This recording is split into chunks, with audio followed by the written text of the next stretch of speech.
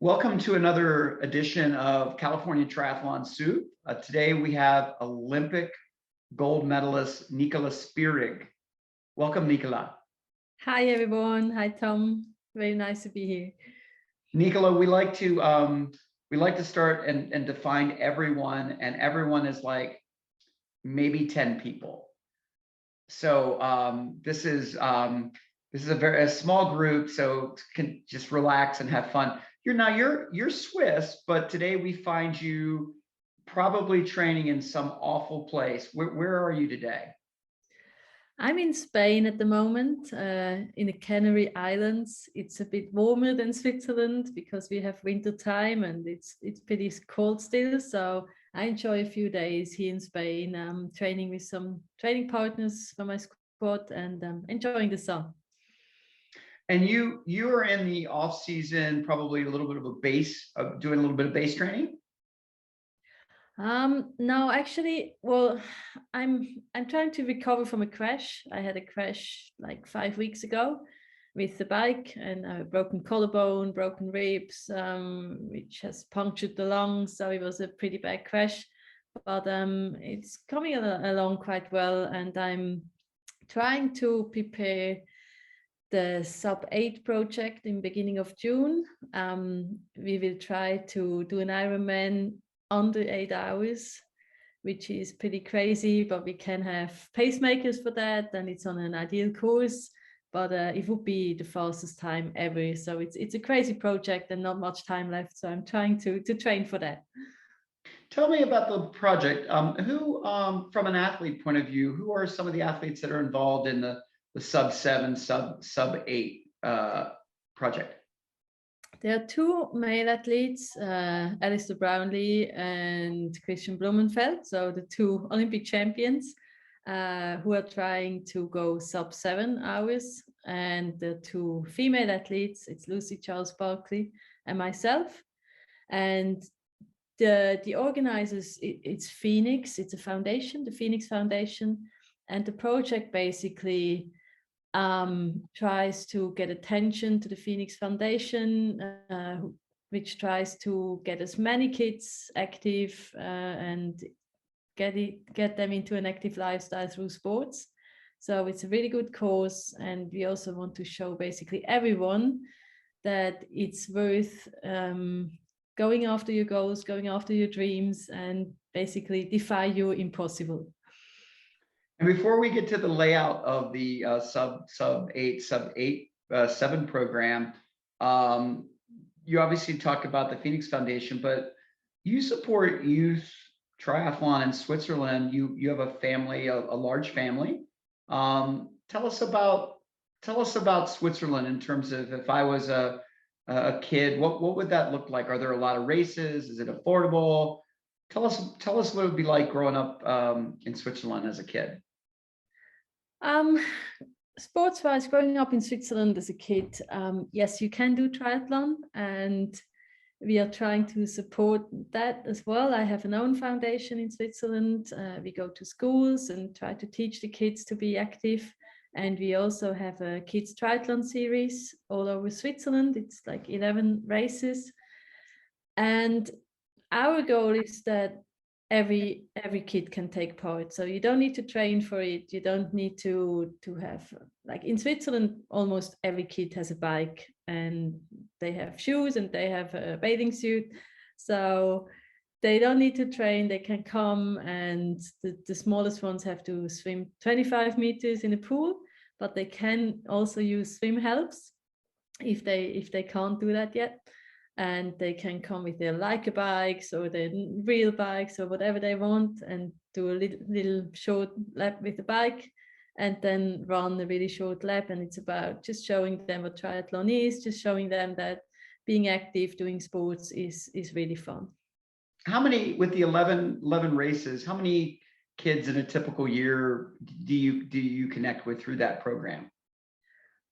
It really depends on the race. The small races with just like 100 kids. There are bigger races with like 300 kids. So it depends on the place and the race.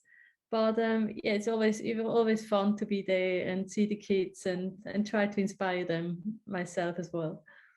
And your own children compete in that?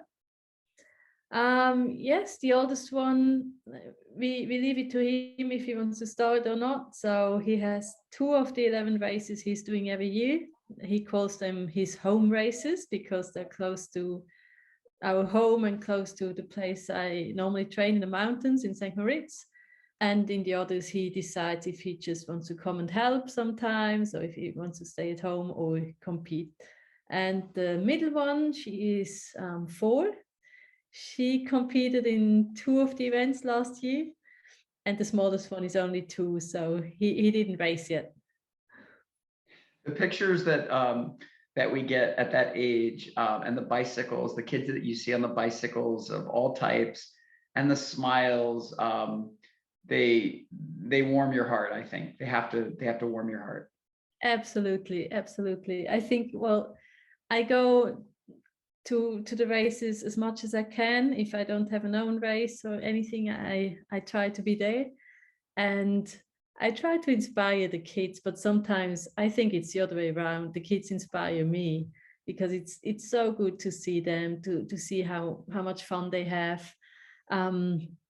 There was one picture I still have in my head from last year, 2 boys, pretty small, maybe 5 or 6 years old, and they were last, coming off the bike, and the second last was looking over his shoulder, and he saw the last one behind him, and he waited for him and took his hand, and they were both walking towards the finish line and just were smiling and having fun. It was so nice to see that they just enjoyed themselves, and they didn't care at all if they, like, what place they were. It was just such a good example. Our I don't know if the prize would be appropriate, but our last place finisher at our race series in the United States, they always get a bottle of wine. So if you finished and you're the last, but you get a bottle of wine. So getting to the 8 and 7, that you've come off this recent accident, what, 5 weeks ago, and I assume did that involve plates and screws? Yes, it did. Unfortunately, I had to have an operation on the collarbone to fix it with plates and screws. With the ribs, you can't do much. You just have to wait and be patient until they heal. But I was fortunate to have good doctors, and it's healing pretty well. So I'm as happy as I can be in this situation. What did you? I'm very interested, and obviously after you had your surgery, and obviously sleeping is troublesome, problematic. But what was the first active thing that you did, and how many days after you sustained that injury? I had the crash on Sunday, and they operated on the collarbone on Tuesday, and I could go home on Wednesday. And I'm pretty sure I was on the turbo on the bike on Thursday, just to do a bit of something and like just move, because I'm someone, it doesn't matter if I have a goal, if I'm training for a race or not, but I just need to do something to be active, otherwise I'm pretty grumpy. So just for the sake of my family, I had to do something, and I think I also went for a walk with my husband to get some fresh air. And you mentioned your husband, not much of an athlete, right? I was always looking up to him as a junior. He was a great athlete. He was basically one of the best male athletes in Switzerland. 3 times at the Olympics, got 8th in Sydney at the first Olympics. He was vice world champion and European champion, and yes, pretty successful, I would say. So no pressure, obviously no pressure on the kids, but boy, if my parents were Olympic athletes, oh my gosh, you'd have to believe that they feel it a little bit of pressure, I would think. Well, they're still too small for that, but my husband and me actually think they should choose other sports to not have that pressure, to be a bit more like, yeah, without those expectations from everyone, because really it's hard to live up to those expectations, and it's not really fun if you can't even be better than your mom because she's Olympic champion. So yeah, we tried to convince them to choose another sport. Good. Well, let's talk a little bit about the event in June. What's your approach on that in terms of, is it get a big base, build into that? What, especially with the injury probably impacting the training on that. But what is your strategy? And is your strategy, I mean, do you know the strategies of the other athletes as part of this project, or is that kind of kept secret from each other? Or I really don't know much about it. Can you explain that project? Yeah, we are not too much in contact with each other. It is kind of a friendly, I would say, a friendly rivalry, just to make the race more interesting as well for everyone. So I don't know exactly what Lucy Charles' tactics will be, but I think it's best anyway to focus on myself. I tried to go under 8 hours, and for that I can't really focus on her, but I have to focus on my race, my tactics. She will be swimming much faster than me and will be in front on the bike. So if I catch her, it will be only in the end of the run, and I know already now that I will be behind for most part of those 8 hours. So it's better to focus on myself and to have my tactics. It's a long day. And I'm coming from the short distance, from the Olympic distance. So I think I have the speed, but I don't have a lot of experience on the Ironman distance, and I need to work on getting my legs ready to be able to do a 2:45 marathon after a really, really fast 180k bike. So that would be my problem, to have my legs ready to actually do that and not get really sore. And on the bike, if I understand, in the bike, you can have athletes in front of you, like you can draft in a pack. What other advantages are there going to be so that you have a better chance of going sub-8? Exactly. So it's not a normal Ironman. We can have pacemakers. We can only have female pacemakers, which makes it quite difficult. And we can have 10 over all the disciplines. It's up to us how we use them. So I will have one or two swimmers. One of the swimmers is a world champion in 25k open water. So she will be great for me. And then maybe another athlete who will do the swim and part of the bike and part of the run. It's difficult to find females who can ride a 42k per hour average on a bike, because that's basically what I will need to do. And that's really fast.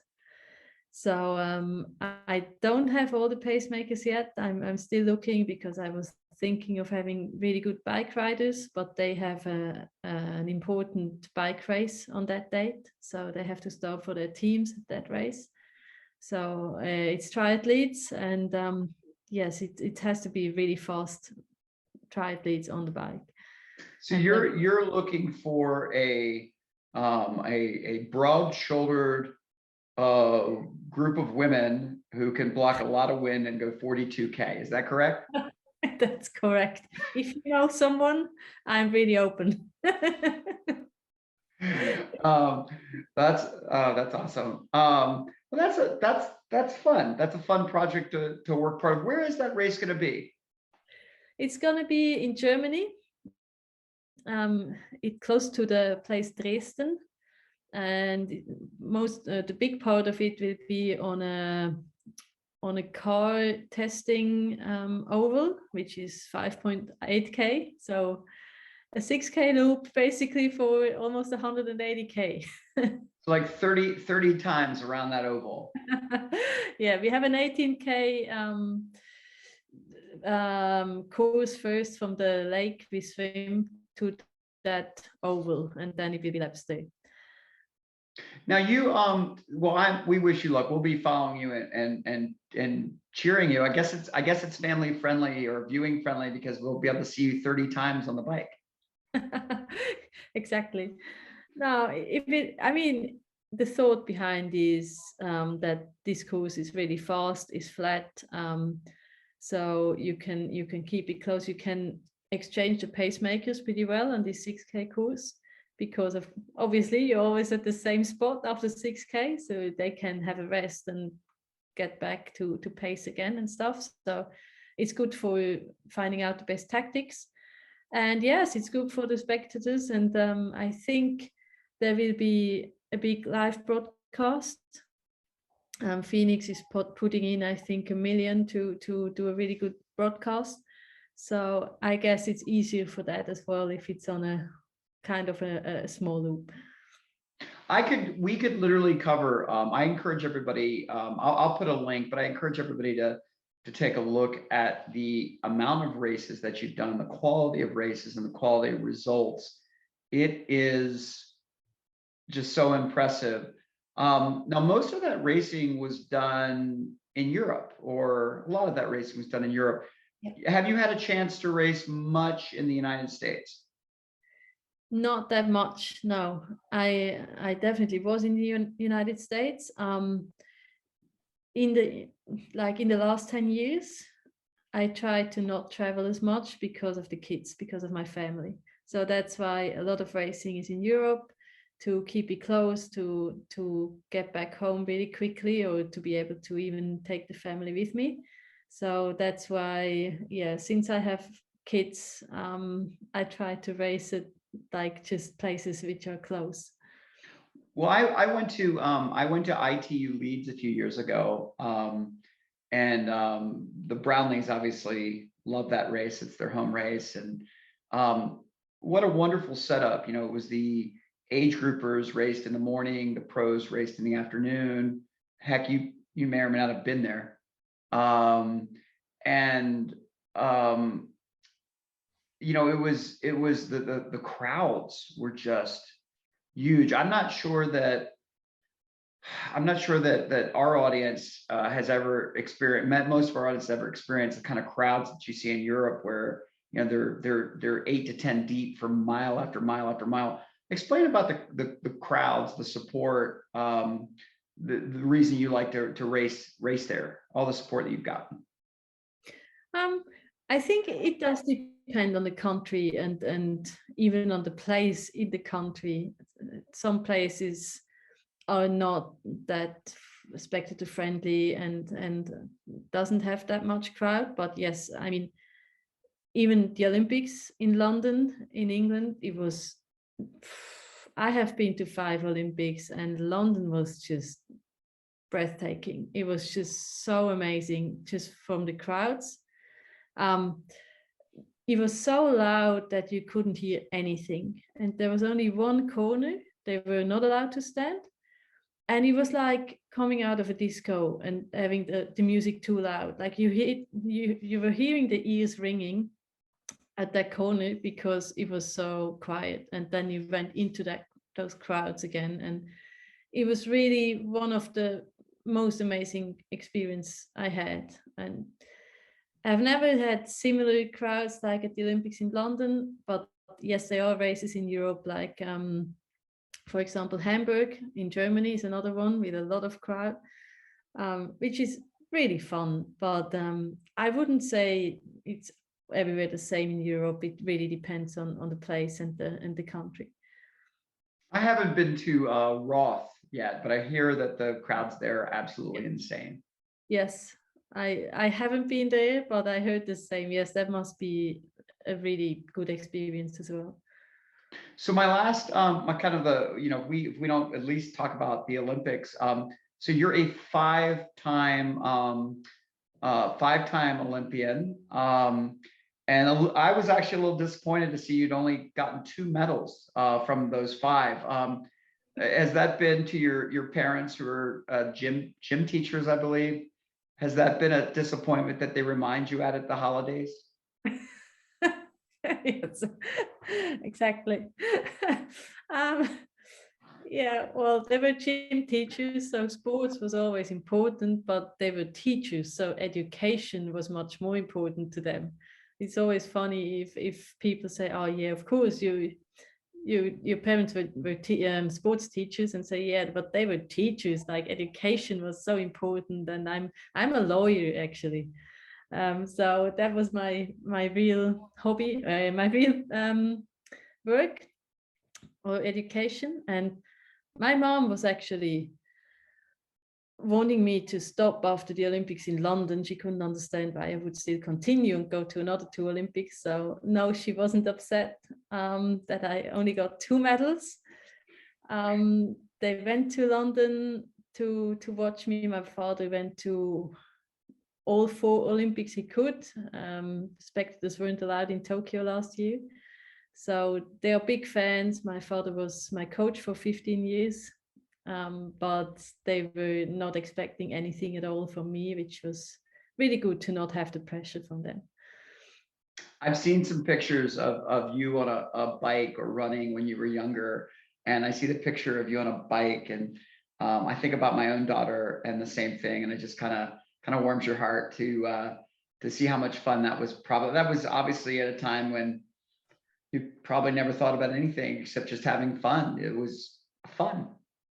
Definitely, yes. For me, what my parents did teach me was just a passion for sports, like how fun it can be. And I was was fortunate enough to try out a lot of different sports. I played basketball until high school and was also in like the junior team day, and I went skiing almost every weekend and snowboarding. So I just have fun being active and doing sports, and I think that will stay also after my career as a triathlete. I will be someone who still loves to be active and will still train and just going out and do sports. Is there a 6th Olympic coming? No, I don't think so. I'm happy with 5. And then we just, this is being taped in March of 2022. So we just experienced the Winter Olympics. One of the questions I'd asked to somebody this season was, triathlon doesn't exist, but you want to compete in the Olympics in the summer or winter. What is the sport that you think you would either have the most fun with or that you think you do the best at? Well, my coach and me were actually discussing to change sports like 10 years ago, and he suggested a pentathlon or cross-country skiing for the Winter Olympics. So those were the 2 sports he said he could also get me to the Olympics if I wanted to. And Nicola, I'm going to throw one in for you. I think curling. Curling. I think that looks like physically not as hard. Well, it's actually I did curling. I tried it out twice, and it's quite fun, but it's harder than it looks. Yeah. Like it's not as easy as it seems on TV. Well, it has been an absolute pleasure. Before we let you go, I know that obviously being a professional triathlete, when everything's going great, the sponsors are there, and obviously when and if you do get injured, you always wonder, because that's your livelihood, right? That's how you're making money, through either racing or through sponsors. So we've been trying to give folks this season a chance to at least mention some of the sponsors that have supported you for so many years, and sort of talk about what they do, at least just for a bit, if you don't mind. So can you talk to us about some of those sponsors that have been there for a really long time, and some of the ways they've supported you? Yes, I think I have been extremely fortunate in my career, because everyone knows it's not easy to find sponsors, and I had sponsors since I was a junior, basically. I had a car before I even was allowed to drive. Like with 17, I had a car, but I wasn't allowed to drive yet. In Switzerland, you have to be 18 to drive. So I was really fortunate. Also, later, when I had a family, my husband and me kind of changed roles, and he stayed at home and had the main, how do you say in English, was watching the kids mainly, and I was the one kind of working with triathlon, and so had to earn enough money for the whole family. And I always had sponsors which were like staying for a long time, supporting me for a long time, supporting me even when I was pregnant, when I was injured. I could always count on them. I have my longest sponsor, I think, is with me for 24 years now. Wow. The bike mechanic, and he kept supporting me through my whole career. I have another big main sponsor. I think it's the 15th year now. So Do I have. do you want to mention these sponsors? Yeah, the main sponsor is Gas Energy. It's a gasoline, or I don't know how we call it in English. They make gas to heat and stuff. So that's a really, really long time sponsor. I have a lot of sponsors, but I'm just really happy that they are so supportive also in worst times when not everything goes well, and stayed for basically my whole career. Well, I just want to wrap up and say thank you so much. Nicola Spirig, Olympic gold medalist, Olympic silver medalist, the European, I mean, the list goes on. We will put a link. It's too long to even announce. But I think what she's probably most proud of is mother of three, and that's about it. So thank you so much for being part of our California Triathlon Suit podcast. Best wishes on your recovery, and good luck in 2022. Thank you very much, and good luck to everyone else for the races and the training.